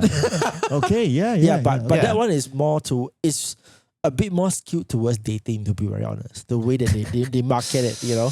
Yeah, I mean, they've definitely got like, it's like thirst traps on the, in the ads and stuff like that. Yeah. But that's, you know, that's how you draw people in to like. Yeah, but that's why I say like, I remember you mentioned before, so you're not building a dating app. And there are many people who have asked you, are you building a dating app? Yeah, right? and even sometimes they try to nudge you in that direction. And it's like, no, it's just like super. So I just think dating apps are a failure, and I think the whole setup is a failure. I mean, it's about like the statistics we were talking about. After like 1,000 swipes, you might hit one good date or whatever. Like it's like that's a bad batting average. You know, I mean, it depends, right? Like if I'm, I don't know, if I'm Tony Stark or something, I'll probably just swipe once. Yeah. Then you're just getting matches all day. But maybe it's because of us. It's our problem, you know. So we are like 40 years old trying to like. I'll tell you what I think is just wrong with these apps and in general is like it's just not a natural way to meet people like at all. Like it's so I think it's actually a lot more romantic to meet people the way I met my wife, right?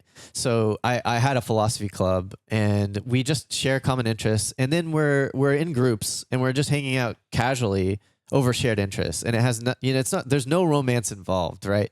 And it's better if it's that way, and because you get to like see who they are and see what they're like, and the romance can kind of that's how real romance grows. I think what people, again, everything is like commodified. Everyone's trying to be like super efficient, and like they're just like, oh, I should just be able to take a pill and like have a relationship or whatever.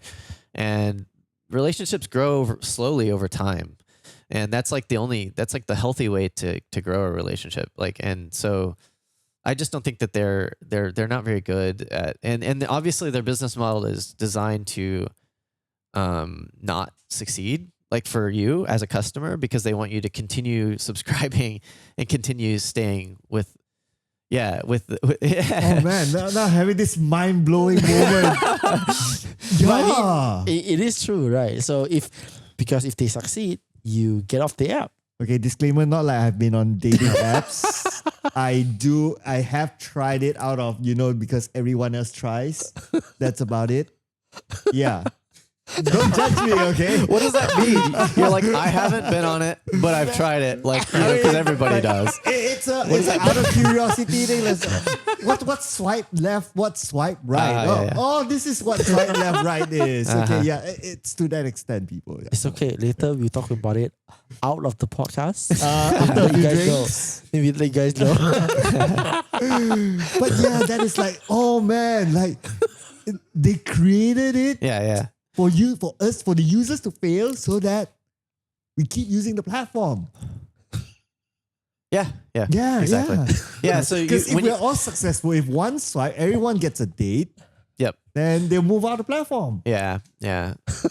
Right? The most telling example of like a failure here is I think Bumble for Friends or Bumble in general, Right. which was right. Is created there by Bumble for friends? yeah, there is. Oh, but okay. but the Bumble founder basically she was like really hyped and excited about creating a dating app that's like better for women and women's experience of the dating world. But she basically at this point you can go listen to her on podcasts talk about how like the whole project is a failure, even though like they made millions of dollars and all this stuff.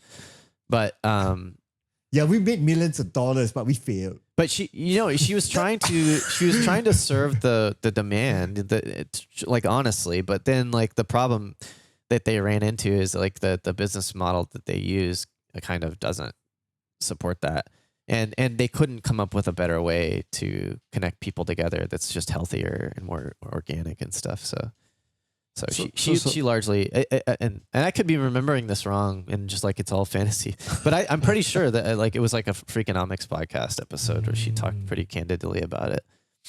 So I'm curious, like, how are you, like attempting to resolve this kind of challenge? Because one day definitely you're gonna need to make money just to run this app. Yeah. Let's not even talk about making those millions, just to run the app. First, Right. you don't want to be dependent on ads. You probably don't even want to use ads that are based on like metadata, because then you end up being like Google and every other and Facebook and all this stuff, and your main customer becomes the advertisement agencies and the companies that want to buy ads and stuff like that.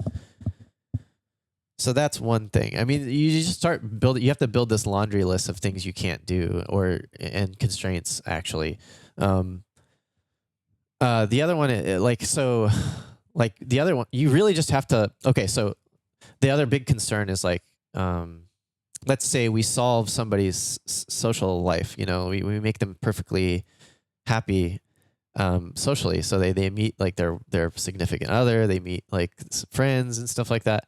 Then they'll just pass through the app and like they'll just stop using it.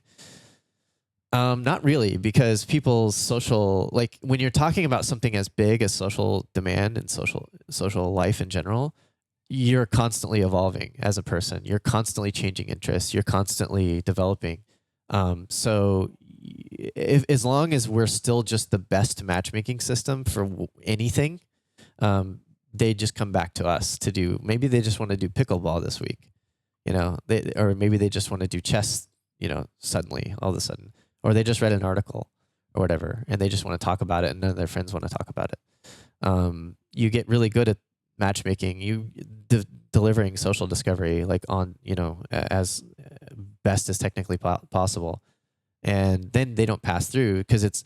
As long as okay, so then it's also a subscription service. So you've got like this is my idea at least. Maybe I'll be proven wrong, but I think people will pay like 5 ringgit a month to have like technology that can just basically find everybody in your vicinity who's wants to do the same things as you, like when you want to do them. So yeah. It's not the same kind of problem because they're trying to solve one single like relationship. The marriage relationship, or like the hookup. Hookups, I guess, keep going. So Tinder is working for hookups, and I guess but like for what people really want is like social satisfaction and social fulfillment, and that's an ongoing thing. That's an always continually evolving thing. So you're never going to have pass through and like they just get fully satisfied. Like they might just want to go see a movie with some people or meet some people to see a movie. And then you can also, you don't even have to stop there. You could just build out calendar and organizing tools that are so good that like, even if they just have their friend group, they just use this app to organize. Like, what are we going to do this week? We're going to go to see that new Project Hail Mary or whatever. I want to see that, by the way. Right. Yeah. I've seen it. I've Is it actually good? downloaded your app. Huh? I actually downloaded your app and I gave it a try. Sweet.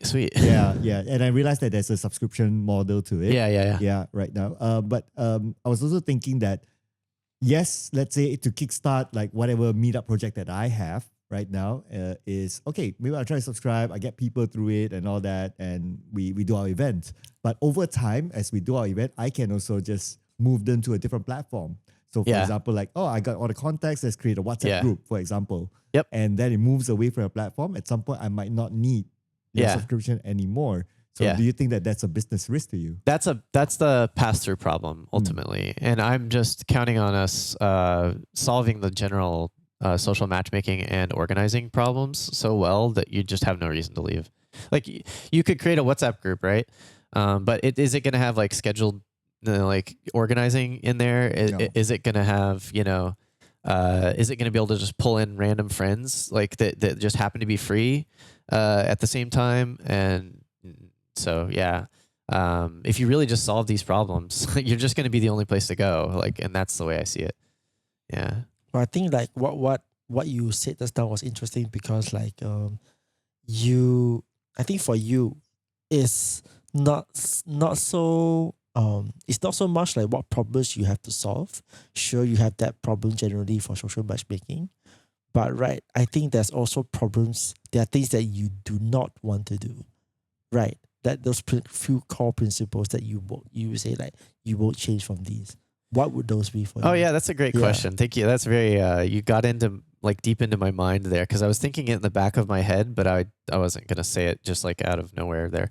But yeah, that's a good question. I just shared this blog that I wrote a little while ago with a friend I just met actually, and it's all about like what makes social media apps fail or so-called social apps, and like.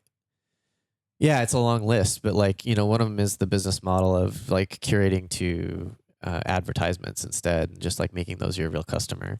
But the other one is like, by and large, it should be like group connections. Like, so, almost every other like friend app is like, now me and you, buddy, we're going to go on if you swipe on me, we're going to meet up in person and it's going to be really intimate. Yeah, it's just like really intense. Like, and it's because you like poker or whatever. And it's just very intense and not casual. And so it should be like group kind of, it should slide from like, depending on how strong your interest is in something, to like how casual it is. So if you're really interested in some obscure philosophical thing or some specific piece of art or something like that, then it could just be two people because you're like the only two people in your city that like get that thing. But in general, it should be a matchmaking system that takes those things into account, and it should usually be like group settings. The other one is like, it's like if it's based on groups and it's casual, it also just has to be a certain level of convenient. But that's already like kind of solved, but like not usually for groups. I forget like I forget them all off the top of my head, but yeah, there's a list for sure. I'll probably remember more as we go. But there are also a lot of other apps out there that that does something similar to what you do, and it's not necessarily dating apps. Like there are a lot of meetup apps. Time Left, an example is it's a dinner with strangers app, and they set up the restaurant, they set up the schedule, and then you meet with like 5 other people that are personality matched, and that's successful. It makes $25 million a year in recurring revenue. But I think the churn is I think it's got like a half-life. It's the replay value, as we would say in gaming, it's not very long, I think. And I've met a lot of people who are time lefters who just like abandoned the platform already because it's just a generic dinner with like somebody who's personality matched. And I, as a psychology background person, I just don't think their personality tests are actually valid scientifically. Like, it's like they use like, I forget what it is. It's like Myers-Briggs or something like that. And then I don't think they really use them in a lot of cases where if there's just not enough people in your area that have the background, then they just match you anyway because they have to. So I think it's just So for us, like I'm trying to focus on interest matching because like as a philosophy background, it kind of informs me here. It's kind of the glue that holds civilization together and groups together is like common interests. And gamers get this too, because like you meet another gamer who plays your game, you just like you could talk for hours, like about your game, like and it's like I don't know. It's like really funny. It's like I just have like certain groups of people who really understand this project and understand like what I'm talking about. But then I talk to like investors and stuff. So like, I don't know, like, why interests? You know, and I'm like, what do you mean? Like, of course it's got to be interest based. And oh yeah, that's another primary component of the thing that you just don't do is you don't show people their profiles. You don't show profiles like, and Time Left learned this too. But you don't show profiles. You just match people together because they want to match for the sake of the meeting, you know, not because, oh, that one's pretty, you know, or that one's like, you know, a hunk or whatever, you know, like that's a really shallow and superficial way to introduce people. It's like, here's your picture and a little bio that was written by ChatGPT. And now you're supposed to have a romantic like connection. It's like silly, like, or, you know, or you're supposed to become friends. So it shouldn't be about that. It should be about like common interests and a deeper chemistry. Yeah. I think like for Time Left, right?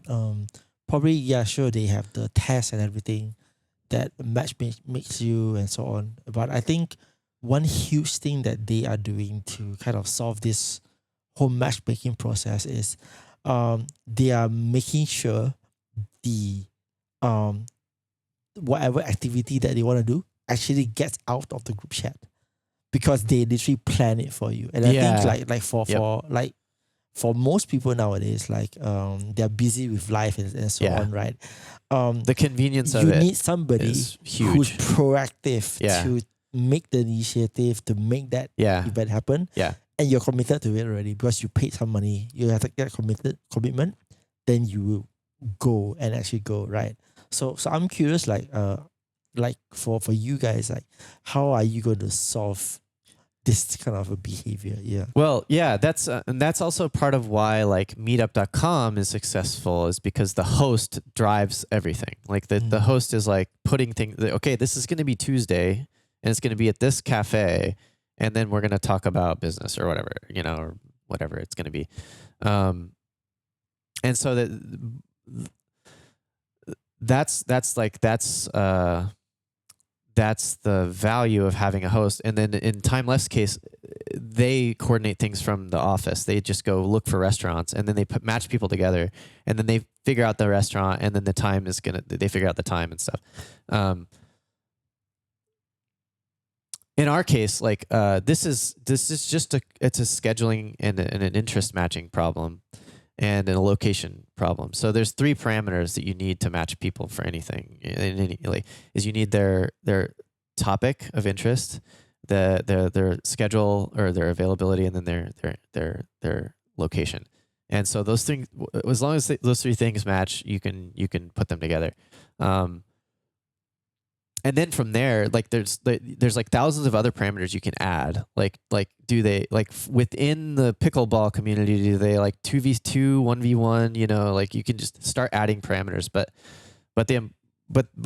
as long as you break it down to these 3 things, you realize that like this is just a solvable problem. Like with technology that already exists, calendar apps, AI can just talk to people and just figure out what their interests are.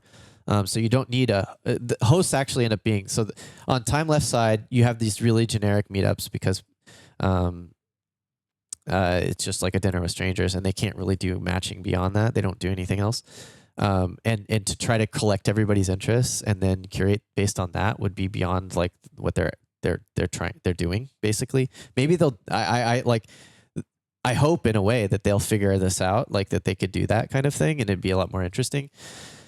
But at the same time, I'm just going to build it, so it's whatever. But on the other side, you have Meetup that's just relies on hosts to do all that work, like the manual work of figuring out what people want to do and when they're available and if they're nearby and stuff like that, and then advertising it to everybody. But the hosts actually are a bottleneck because First of all, they charge the hosts on most of these platforms to host events and stuff like that. So the host is like, especially on Meetup, it's like $15 US dollars, 40 something, or I think it's like 100 ringgit actually. And so it doesn't guarantee you that. Yeah, you just get like people. I signed up and I was like, I'm doing like My Hero Academia and like, there's thousands of people here that like My Hero Academia, but none of them are just on Meetup right now. So there's no way to use that platform to do anything that's other than pickleball, hiking, yoga, and business meetings. Like that's every single meetup on meetup.com, or it's some weird spiritual stuff. And so those tend to be kind of generic too, like because the hosts they're trying to like find, they'd have to have a network of people who are already interested in their thing. Like they'd have to be a social media influencer and then use Meetup. Whereas like if you have an AI that literally just talks to everybody in the city or like everybody that's in the platform, it can just figure out what you're interested in. And it can get better and better at winnowing down the things that really, like a content curation algorithm, that really get you to go, and that you rate as like fun after you've attended, and you've just got a whole different thing. Yeah. But have you considered like the monetization model of, instead of charging the users of the app, like to monetize from the location host instead? Yeah, like that's a possibility, but it's like yeah, and I actually went to Eat Drink KL and I pitched that to them, but I haven't heard back yet. But like that's an idea, because they already have a network of restaurants and stuff that they know, and they're in the advertisement space really, and so it could be a way to like satisfy their customers, which are restaurants, and get people to pay attention to their posts and stuff like that, see what's going on socially. Yeah, I've thought about that, but usually and I've tried it actually. I've talked to some board game cafes and stuff too, but it's kind of hard to like get them to take a risk on some new thing that there's some smaller cafes that probably would do it. But yeah, so it's definitely, it's like one of those ideas that's like I could play with it and just experiment with it, and I think it would go somewhere, but I'm just not sure it's like the best strategy, But you could be right, yeah. It could be good. What's your hesitation of this strategy? Well, okay, so let's take an example. Like what's a board game cafe or something like that? Yeah. Okay, so they usually have their like regular meeting times, and then they have tournament software. In some cases, they have tournament software, and then they just set up tournaments for that. And so they can't use a matchmaking tool for Pokemon, for example, because Pokemon has its own matchmaking tool, and you have to use that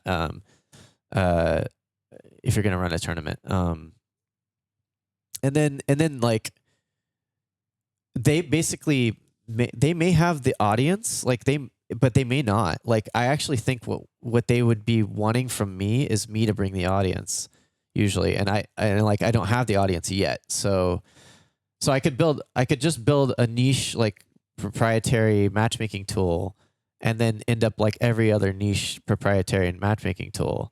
But what I'm trying to do is solve social demand in general. And so what I really need to do is get this ambient level of social connectivity happening over kind of surprising and interesting topics, and then just keep expanding out horizontally. That's been my strategy. I could just like focus on like one, like chess or something, but I just don't know. Like it's I oscillate, but I've been strategically just committed to this horizontal approach and really leveraging AI. Right.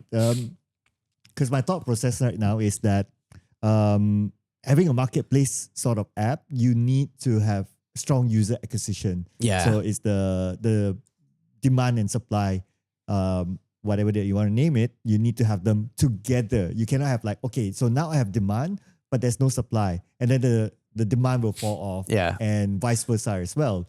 So my thought process was like, okay, what if like, let's say you work with locations and then you tell them like, okay, this is on a success basis. If we get people to come to your location to have a drink, then we take a cut.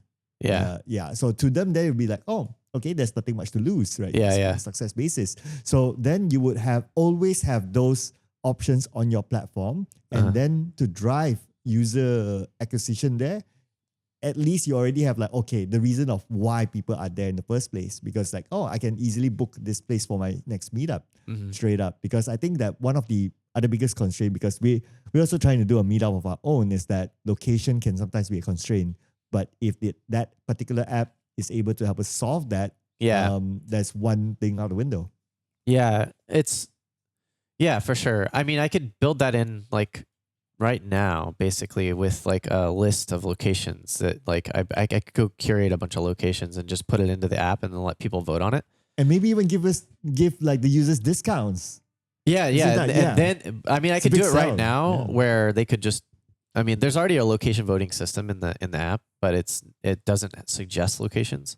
So the only addition there would be adding a suggested location thing, and then going and contacting the locations but like to just test it and to see if people like get value out of the suggestions and stuff like that. We could just put it in the app and then contact the restaurant later and be like, yo, we brought like 30 people here, and like, do you want to do this deal? Yeah, for sure. Yeah, that's definitely that's like on the roadmap. I eventually do want to like partner. There's another app that's like thinking similarly. I forget the name of it, but I just heard about it like recently, and their approach is like, let's just take your city and make it exciting, and then they give you a map, and then so you're just looking at the city, and then they're like showing all the cool stuff like in the city, and then people rate stuff. It's kind of like Google's ratings thing, but it's meant to be more exciting.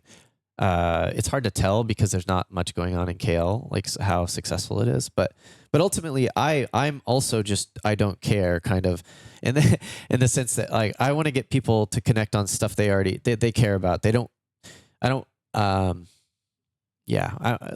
a philosopher, like I study and I really like obscure shit, and like I want people to be able to find the other people who are in super niche areas. And so that's kind of like, that's just been my focus, is like, how do you solve this problem of like going from, okay, pickleball to like Socrates, like the Protagoras, like speech or something like that.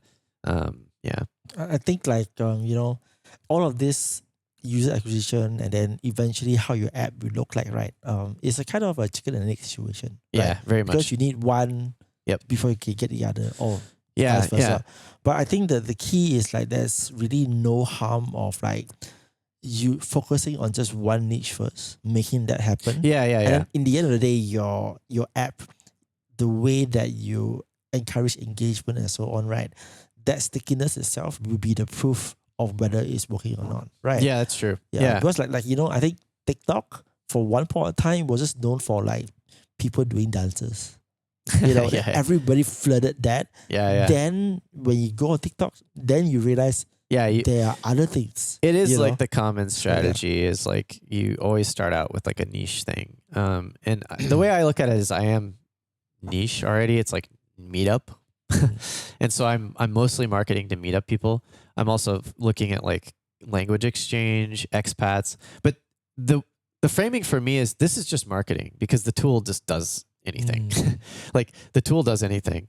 And then there's some custom algorithm stuff that you want to do for like language exchange or karaoke or whatever, or dinner with strangers so that they can get the right meal or whatever that they want.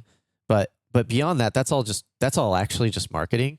It's like and branding. It's not really like the technology. It's not like a different architecture or anything. So yeah, I think my hunch is that because your app is meant to eventually serve everybody, and they will continuously come to your app to either do the same activity over and over. But eventually they'll move on to other activities. Yeah, they'll just start to notice, I could do all these other things too. Yeah. Then, but I think like in the end of the day, right, the maybe one huge bet that you will be making is when it comes to AI, there's always this discussion between like low human touch versus high human touch activities.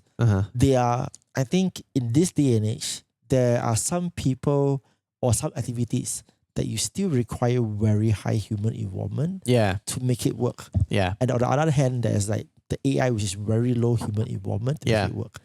So I think one of the big bets is like whether the society as a norm, right, as a whole right now, which one will they prefer moving forward? Yeah. Or will there be enough people who prefer the low human involvement to arrange things? Yeah. You know. So yeah. Okay. So this is good, and let's see if I can wrap all this together. But like one of the insights I had too was like you have supply and demand, right? And right now we depend entirely on meetup hosts to meet the demand. But the supply is there, and if it depends, there's this dimension of strength of like how strong is the demand. So if the demand is really high for like some obscure niche thing that you're really into, but you don't have any friends into it, or you just want to go to this thing like soon, then your pull is strong enough that you don't really need a host in a lot of cases. And so you can actually just match the supply just like locally within your community, as long as you just need like a critical mass of users, which probably doesn't need to be that many, because it's like a long story, but basically the math of like sharing topics and then the possibility of matching with people on these topics just explodes when you just add some network effects. So yeah, the supply can supply itself in a way. Like the demand can the demand can meet itself. It can be its own supply in a weird way with social interests. You don't necessarily need hosts. Yeah, I think like you say, if the interest is niche enough where you cannot find anybody around you that does that thing, and you really are very interested to talk about it or do something about it, then naturally they will be. You know? Yeah, it's just a matter of like pulling that demand. The challenge is actually just pulling the demand out of people and having enough users to be able to find the connection somewhere. You know, as long as we're like getting you like 1 or 2 meetups a month, like you're probably going to be okay with 5 ringgit a month or whatever, that are like more exciting than just another pickleball meetup. You know, but there were some other deep questions in there that I just kind of lost track of. I was trying to wrap it all together, but I didn't quite capture it. Is there still any outstanding thought or question that you're? No, I think because all this is eventually like you need to just roll with your development as you get users on board. Then you will kind of find these questions answered along the way, you know. But maybe like because you seem to already have this very like long-term idea of how it eventually will turn up. So maybe if you were to describe like 5 years down the road, this app is successful, right? How do you picture a day-to-day interaction of one user with your app? Yeah, so I mean, I think like it'll just be an AI that's like kind of everywhere. It's on WhatsApp, it's on Telegram, it's like Discord and everything. And then you can just talk to it, but it can also pull up your schedule. It can also pull up your backlog of like your social media consumption history, like because you're sitting there telling it like, oh, I just watched this Lex Friedman podcast. I want to talk to somebody about that or whatever. And it's giving you, rewarding you, giving you points and stuff. So it's just like I think the 5-year vision is just like, think of like a friend of yours who just knows everybody in the city and keeps track of everything that you're doing and is just the data sovereignty is there. Like you own your own data, and it just like asks for permission if you ever want to share it outside of the platform, and then maybe even pays you for that. If there's demand for a host, like if there's some topic that you really just want, you know, I want to do some history lesson on Genghis Khan. Like I don't want to just have a freewheel like 6 other people. I want to host.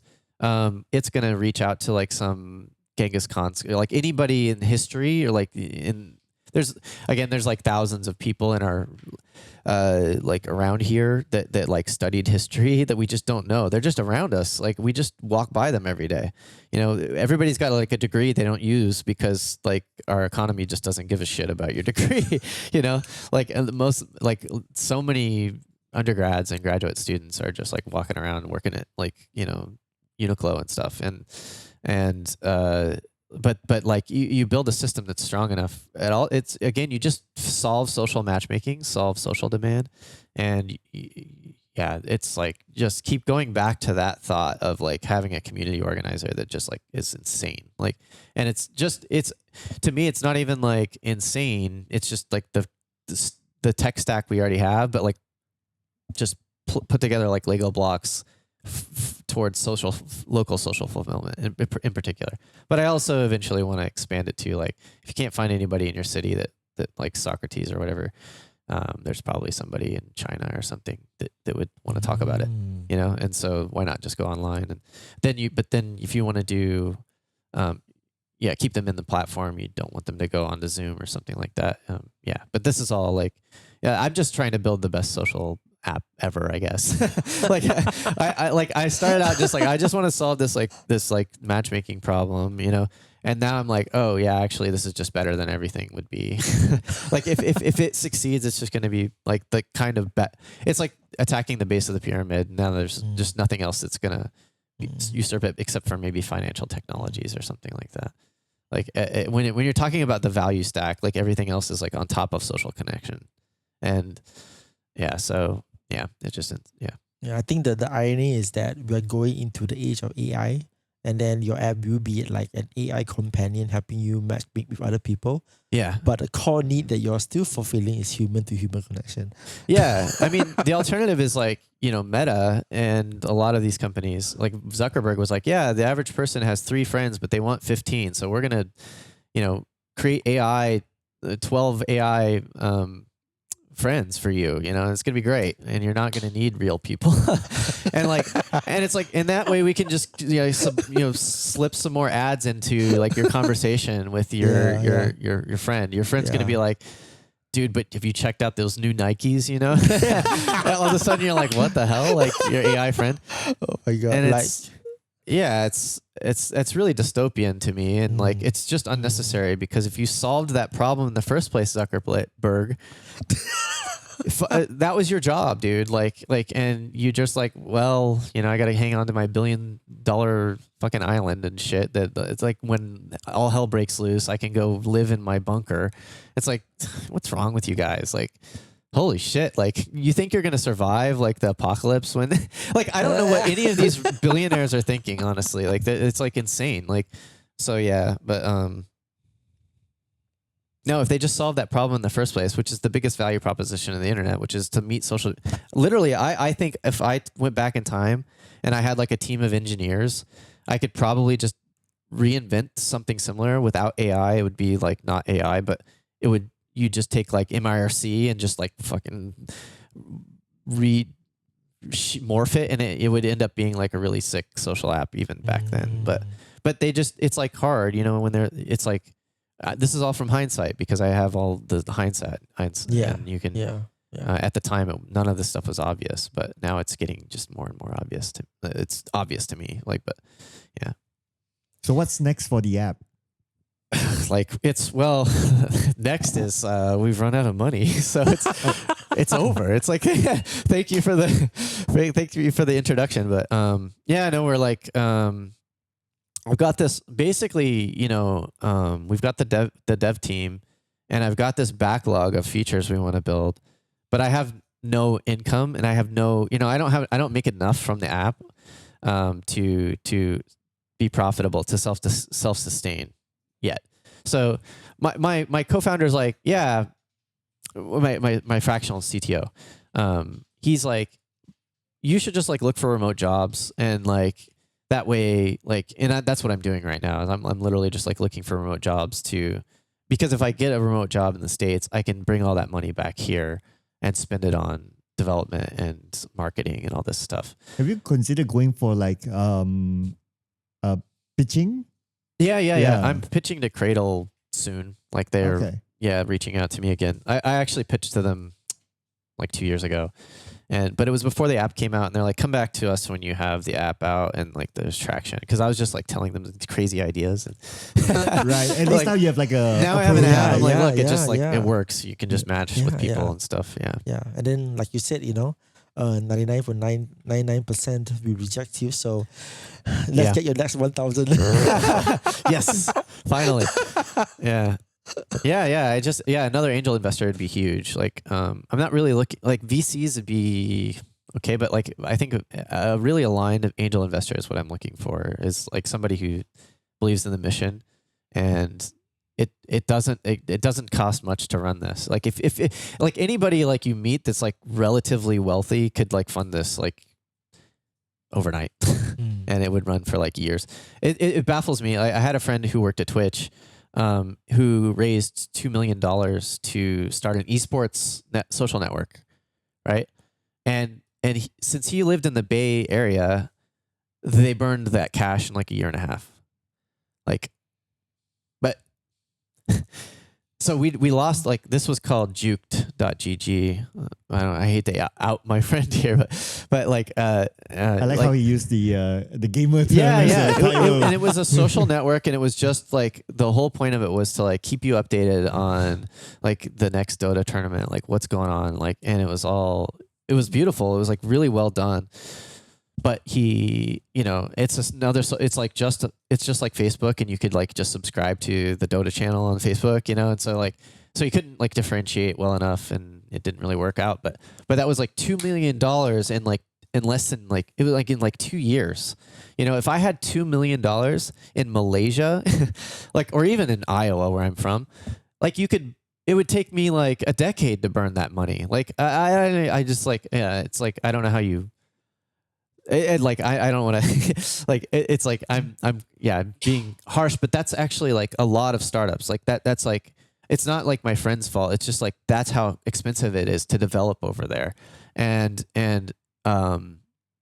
so like like you really can. Southeast Asia is like a really good place to build something right now. Like like I think we're going to see a lot of really badass technology coming out of this area, because again, like you just look at Silicon Valley and it's like crumbling. It's like a disaster case. It's like, it's falling apart. It's just the rent is too damn high.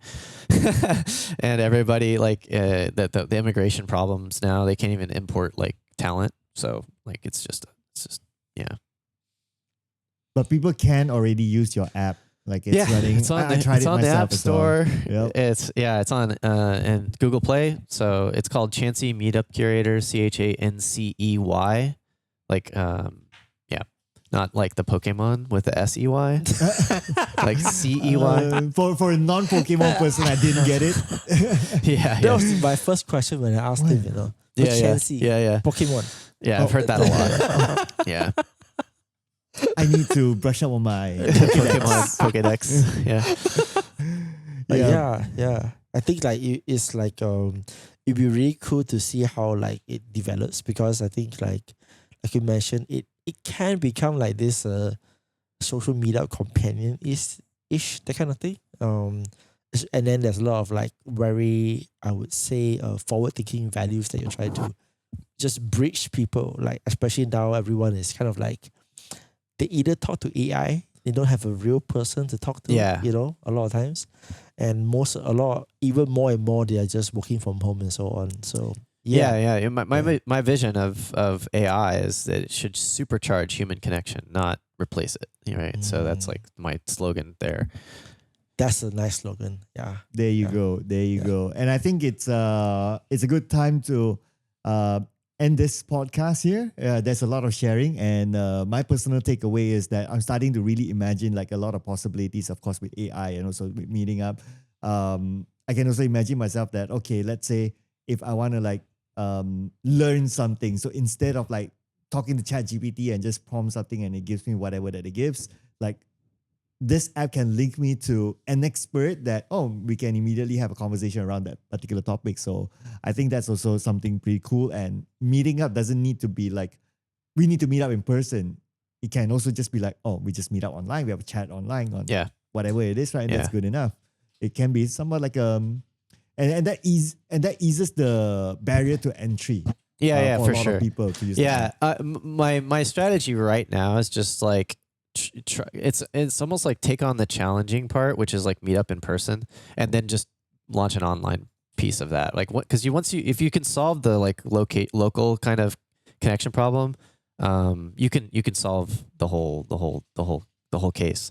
But maybe I don't know. Like I'm still talking to people like who I work with and like ideate with me about what's the best strategy. Like maybe we should just purely focus on like the online chat, and then if you want to meet in person, you could do that too.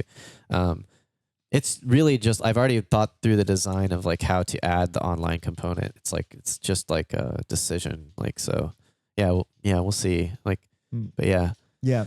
I mean, there are a few routes to take, right? Whether you do that or whether you do like, okay, let's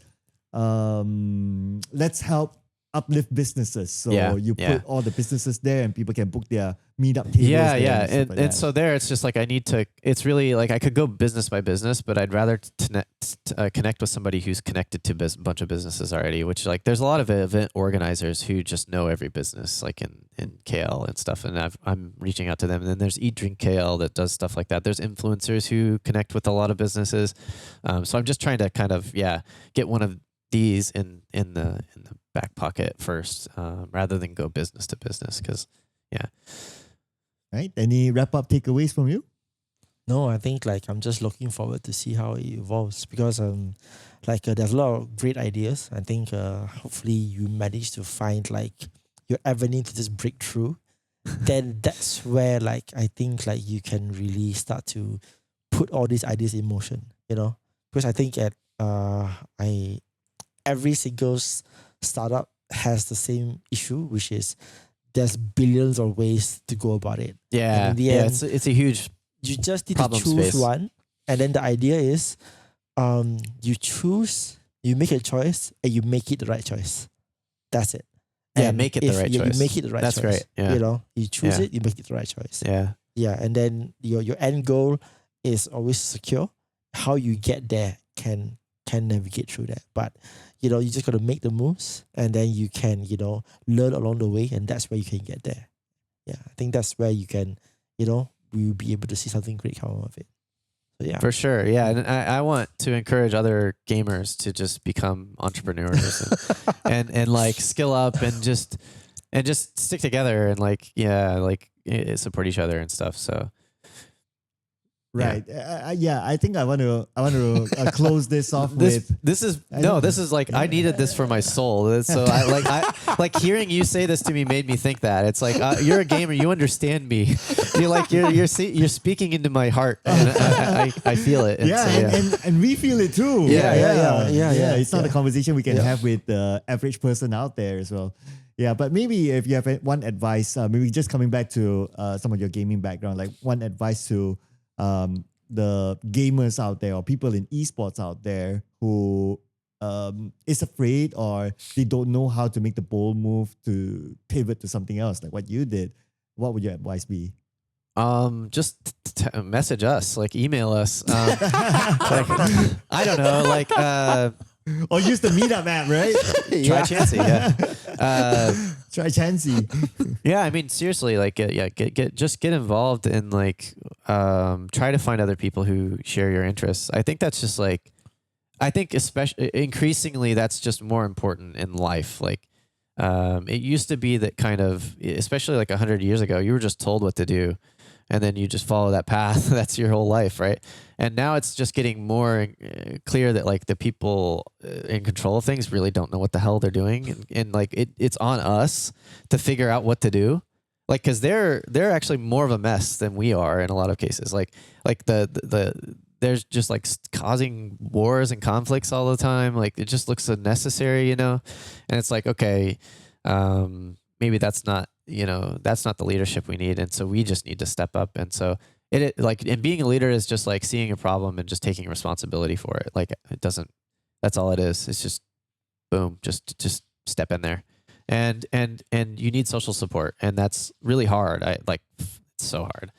It's really hard to find people who can support you, and you also need resources. So And that's the part where people can't, they shy away from you because they can't help you with resources. People want to help, and they probably will help if it doesn't cost them much, but as soon as it starts costing them, that's when it gets really hard. And so, but at least having the social solidarity and having a place to talk and share, I find that people are really generous with that, and like coming up with like feedback like that's constructive and stuff is really just lean into all of that. Like just get out of the house, meet people.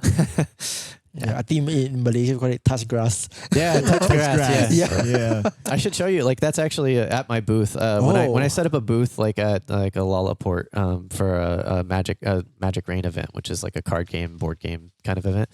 I have this little poster that says touch grass, and I've got like some grass from Mr. DIY. And Wow, nice. AstroTurf. Yeah. Nice. Right. And if anyone's interested to maybe get in touch with you related to the Chancey app, how do they reach out to you?